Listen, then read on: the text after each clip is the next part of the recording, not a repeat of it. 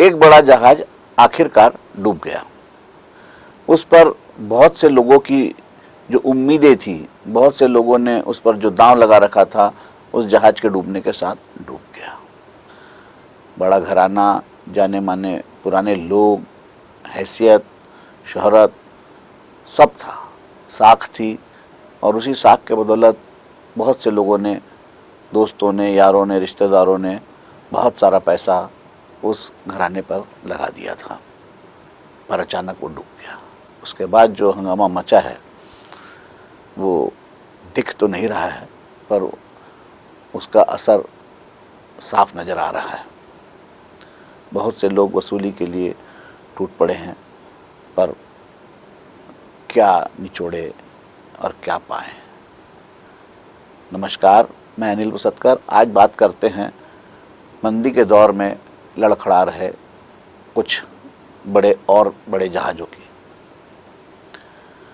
बड़ा जहाज जो डूबा, सार्वजनिक हो गया, उनका होटल नीलामी में आ गया, उनकी ऑटोमोबाइल में भी बहुत ज़्यादा पकड़ थी, वो भी छूटती चली गई।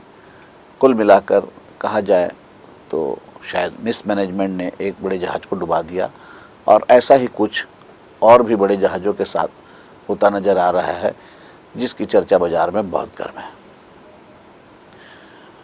अब विज्ञापन उनके ऐसे आते हैं कि देखने लायक रहता है। सब सपने बेच रहे हैं। कोई कार दे रहा है, कोई स्कूटर दे रहा है, कोई ज्वेलरी दे रहा है, कोई फर्नीचर दे रहा है, सब फ्री, लाखों रुपए की छूट दे रहे हैं।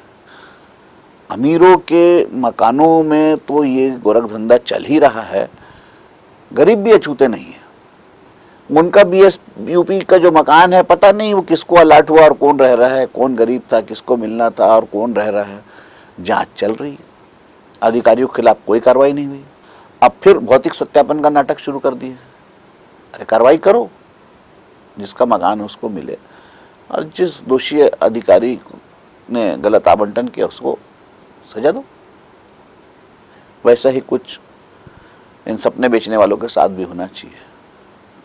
कुछ का पूरा हो गया है तो पोजीशन नहीं दे रहे। सारे देश में यही हाल है। सुप्रीम कोर्ट तक चलेगा दिल्ली के लोग। आखिर ऐसा क्या है इस धंधे में जो सब के सब घुसे चले जा रहे हैं? आदमी कहां से लाओगे? आबादी तो नहीं बढ़ा दोगे शहर की कि बाहर से लाओगे, मकान में रहो, वही रहना भी फ्री दे रहे हैं, तो मकान के साथ आदमी भी फ्री दो रहने वाले। हद है। ऐसी अंधी दौड़ चल रही है, ऐसी अंधी होड़ चल रही है, और उसी में जो सारे लोग विश्वास से पैसा लगाए जा रहे हैं, उनमें से आधे लोगों का पैसा तो पता नहीं क्या होगा उसका। ताजा मामला एक बड़ी बिल्डिंग का है। बड़े बिल्डर ने उसे पहले ही किसी को बेच दिया है। वहां रहने वाले 40 से ज्यादा परिवार अब सकते में हैं कि उनका क्या होगा। ऐसी धोखाधड़ी, ऐसी बदनीयती और ऐसी बदमाशी पहले इस शहर में कभी नहीं देखी गई। ये शहर जुबान के पक्के लोगों का शहर था। यहाँ पे जुबान पे सौदे होते थे, पर अब तो लिखित जो सौदे हैं वो टूट रहे हैं। नीयत बदल रही है। शायद रुपयों की कीमत ईमानदारी और सच्चाई से ज्यादा हो गई है। बहुत बुरा हाल, धोखेबाजी चरम उफान पर। ऐसे में हम सिर्फ ये उम्मीद कर सकते हैं कि हर उपभोक्ता जो भी खरीदे, ठोक बजा कर खरीदे, विश्वास करके खरीदे, 100 बार सोच करके खरीदे, नहीं तो फिर कोई जहाज डूबेगा और उसके साथ बहुत सारे लोगों की उम्मीद भी डूब जाएगी। नमस्कार, मैं अनिल पुसतकर। आपको ये कार्यक्रम कैसा लगा बताइएगा जरूर। मेरा नंबर है 9425203188।